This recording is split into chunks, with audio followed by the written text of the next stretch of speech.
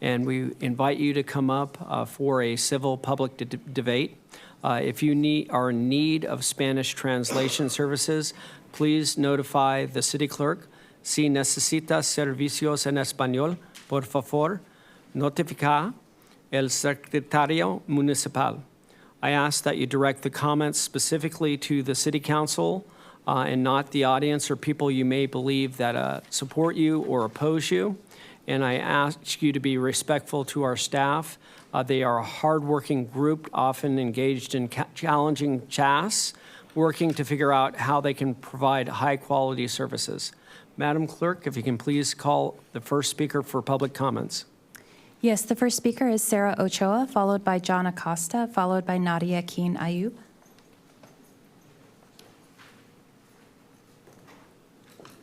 Thank you, Mayor, City Council, City Attorney, City Clerk, everyone who's here, City Manager.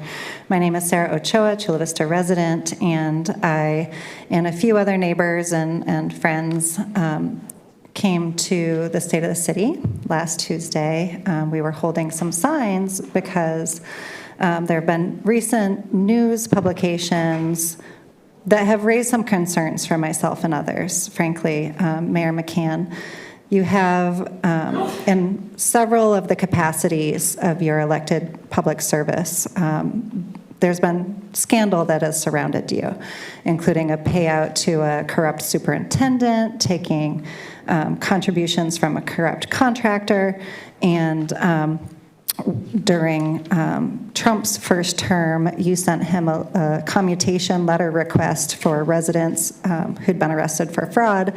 They were released, and then later they and their colleagues contributed about $58,000 that benefited your mayoral campaign. Most recently, around the Gaylord Resort, which is beautiful, which many of us participated in. I, about 15 years ago, was part of an environmental coalition that was supportive of that development. But some of us have raised these concerns because you took votes on that project, and it's possible that you are going to financially benefit from that, which is a problem. So we were holding some signs far away from where the event was set up. We weren't disruptive. We were greeting a few folks as they were coming in. About an hour before the event, we were approached by 3 Chula Vista police officers who said, the mayor told us to come tell you when this event starts, you need to go over there, and pointed to the grassy area that has a building between that area and where the event was set up, so we would be out of sight of the event. And I said, this was publicly advertised, is open to the public. This is on public tidelands. We have a right to be here. We're not. I said, out of respect for the mayor, I left my megaphone at home. We were being, non-disruptive. And he said, regardless, you're going to have to move when the program begins. I feel like that was an abuse of your power as the mayor to suppress our free speech. We had a right to be there. We were not blocking anyone. Again, we were toward the bay, far away from where the stage and seats were set up. I think that was inappropriate, and I still think you need to answer the public regarding these concerns. Thank you very much. The next speaker is John Acosta, followed by Nadia Keen Ayub, followed by Sylvia Irigoyen.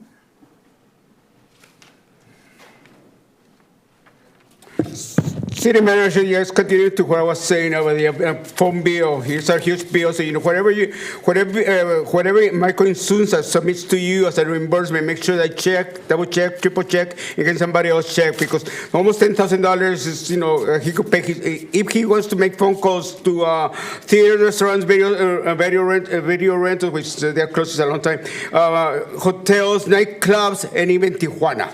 Okay, so you make sure, I'm not sure why he was doing that, charging us the taxpayer, because I, taxpayer, pay for that.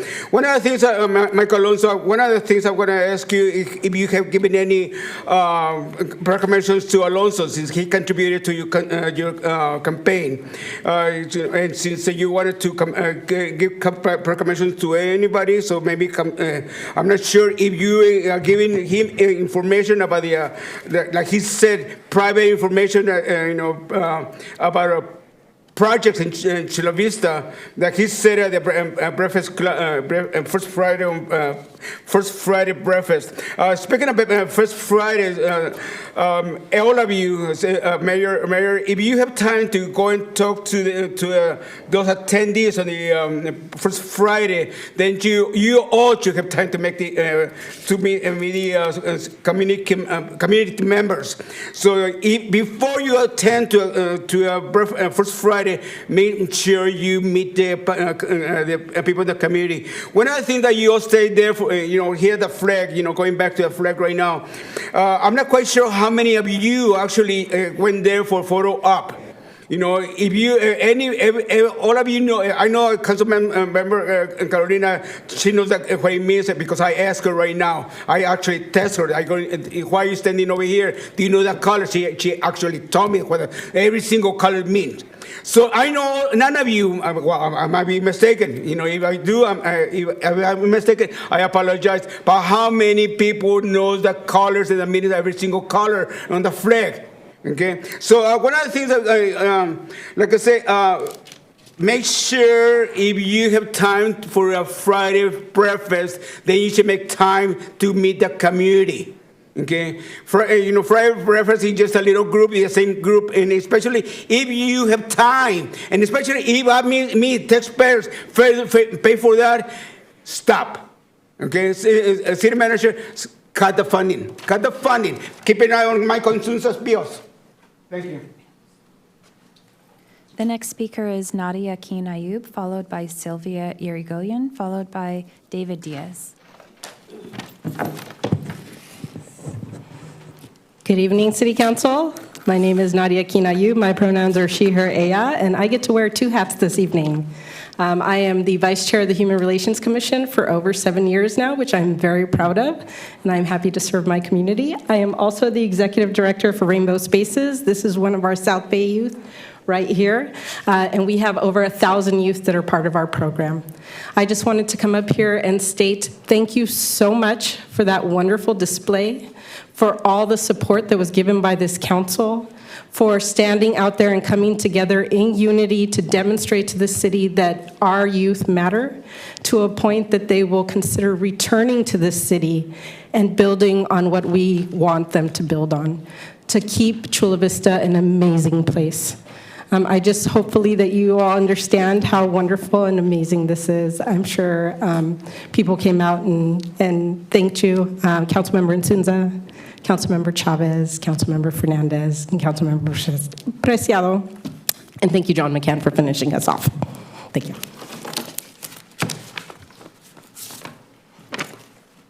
The next speaker is Sylvia Irigoyen, followed by David Diaz, followed by Robert. Good evening. I'm sure you guys remember me. I've been here before. My daughter passed away from a fentanyl overdose in September at Bay Boulevard. She was in a tent with somebody that didn't even know her name. So she was a Jane Doe for over 24 hours in the hospital. It was not considered a crime, so there's no report. There's no support for us when our family members die from an overdose. I received no support. I think that's important that the family members receive some sort of support, counseling, something, some acknowledgement that our child was important. MTS, we really want MTS to be trained to use Narcan. It's important. There's seconds that matter that are very important. If the trolley station security guard has the Narcan on hand, it could mean saving a life. Jaylyn passed away from a fentanyl overdose at the trolley station, January 10th. She was not given Narcan by security. They waited for the police to give her Narcan, but the little girl, she was only 18. She was dead there in the parking lot for 5 hours. Nobody noticed her. It's a serious situation that we have here. Our community is our community. I've been here since I was in 3rd grade. Went to this elementary school that my grandkids go to now. I don't want my grandkids to get involved in this. So we do need support. We need as much support as we can get from anybody, because this is dangerous. But I want to thank Rodrigo, who's a member of Cesar Fernandez's team. He helped us with MTS. We were able to do a vigil for Jalen, and that was great. I really thank Mr. Fernandez for allowing Rigoberto to help us. He was awesome. He helped us. He was even there at the memorial, brought flowers. That's a person that really has compassion, and that makes a difference to a family who's in so much pain. Even those little things matter to people like us. Just that acknowledgement was a lot, and that's what I'm really here for, because I just want to thank him for helping. He stepped up. He said he wanted to help us, and he did. And thank you for that. Thank you. Thank you very much. And Sylvia, what I'll do is I'll take your item as a referral to talk to MTS about using Narcan, and if the security officers can do that. Thank you for bringing that up. That would be very helpful. Thank you so much. Thank you. I would really appreciate that. The next speaker is David Diaz, followed by Robert, followed by Harold DeMoss.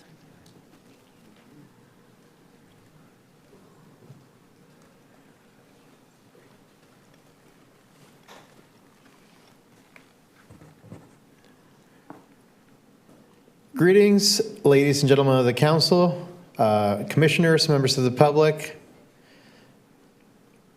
Mayor McCann, Deputy Mayor Chavez, Council Member Insunza, Council Member Fernandez, Council Member Preciado, Attorney Verdugo.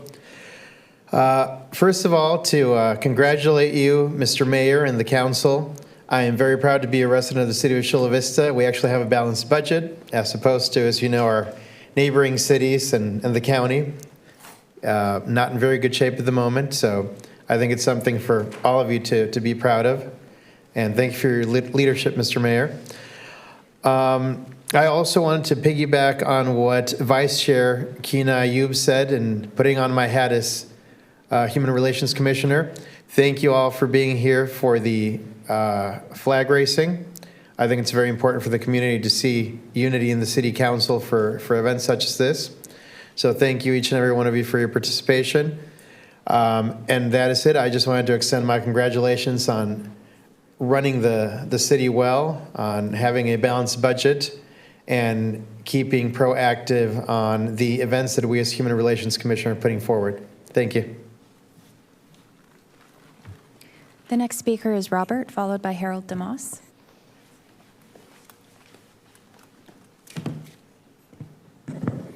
I'm not going to be so nice. You know, Jenna's not here, right? So I'll do what she does and remind you guys what meetings were canceled. What was yesterday's meeting? Anybody know? Any of you guys? Do any of you guys know what meeting was supposed to happen yesterday?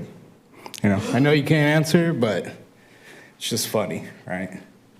So we put this commission together not too long ago. They haven't had that many meetings. Privacy Technology Commission, ring a bell, anyone? And they canceled it 2 months in a row. So they've only had one meeting the whole entire year, you know? But that's the thing with accountability. It doesn't care about your feelings. It's here to tell you guys what is the problem. And then the plan is, how do we fix it? How do we encourage the people you appoint to show up to these meetings? How do we have more people of the public show up to these meetings too? Consistency. That's the number one thing. And then if we go into your guys' public outreach, Cesar Fernandez held a public outreach, made a couple of promises about putting social media, like the links on his account profile, still not done. So it's also about your guys' promises and then following through on them. And not just making blanket statements to just please us, but action, right? If you want to be transparent, prove it. Because if you don't want to be transparent, I'll make you transparent. That's it. You don't have a choice. It's open public record. And if you guys aren't answering my CPRAs, that's going to be a problem too. A big problem. Why did I send over a CPRA, Cesar, and they didn't even send back the event flyer? I sent in more information than the city had on your own event. They didn't even send me your email address. Yeah, I'm going to include the police department in letting them know that you guys aren't following the law.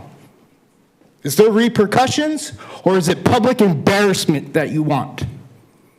Because that's all I have. I can't enforce anything on you. I can just tell them what you're not doing. Or encouraging. Like the rest, like you guys, y'all showed up at an event encouraging people to break federal law. How to evade ICE? Come on, you guys. You guys signed the paperwork to follow federal law. You guys said let the feds enforce the law, and then when they're here to enforce it, you go and make a cry scene. Come on. Like, where's the law and order in that? Where is it? Do you want it or do you not want it?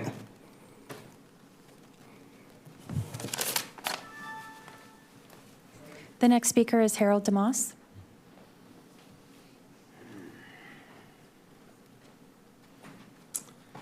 Hi. Looks like I come again.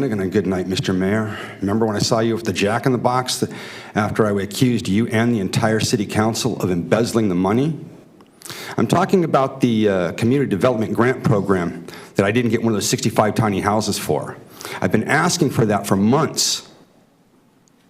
My business, which is an art business, has failed because of your incompetence, Mr. Mayor. Because of the incompetence of your police department. Because I've been trying to get a hold of Roxana Kennedy, but I can't because they don't want me to talk to her. I was supposed to be in court today, but I wasn't. Because all the stuff that I have out in that hallway, they won't let me take into the courthouse. And my heart goes out to the lady who lost her daughter to fentanyl, because between the second and third times of my going to jail, I lost a friend up in the O lot to fentanyl. I got out that night to go out of jail. I went to go see a friend to go get some weed. I run into this lady who was one of my neighbors at O-Lot and said that the guy died. No. She said, oh, no, not him. The guy at O-Lot. Oh, well, I kind of anticipated that. He's been on fentanyl.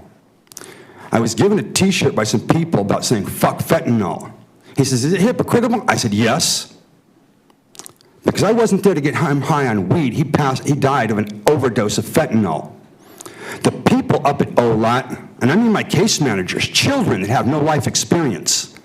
I now have an SSA advocate on my side trying to get my Social Security disability because I predicted as a child in Mexico that Social Security would not be there when I needed it. I'm afraid Donald Trump's about to gut health care. I was living in Edward Snowden's hometown working on Obama's re-election campaign. I once went into a Verizon store to pay my bill at a kiosk. The manager was very rude. I was showing off. Everything I was doing was in Spanish. When he erased all of my info, I asked him, ¿Tienes alguien que me puede entender en español? I told you, Mr. Mayor, my goal is to move to Mexico. I may have to defect from this country. I'm ashamed of it. In Don Pedro's, there's a flag back in the kitchen I gave them. A lady said they were going to arrest me. I said, I'm counting on it. My dad died of mesothelioma. 21 years in the Navy and 20 years in various shipyards, starting with NASCO. My brother thinks he's helping? No, he's like your police, passive-aggressive. I suffer from bipolar disorder, and I'm not getting the help I need. Thank you, Mr. Mayor, for being incompetent, lazy, just like the police. The term pig is supposed to be pride, integrity, guts, everything they lack. I've always been a citizen on patrol. That concludes the speakers under public comments this evening. Thank you very much. I very much appreciate the speakers tonight. We're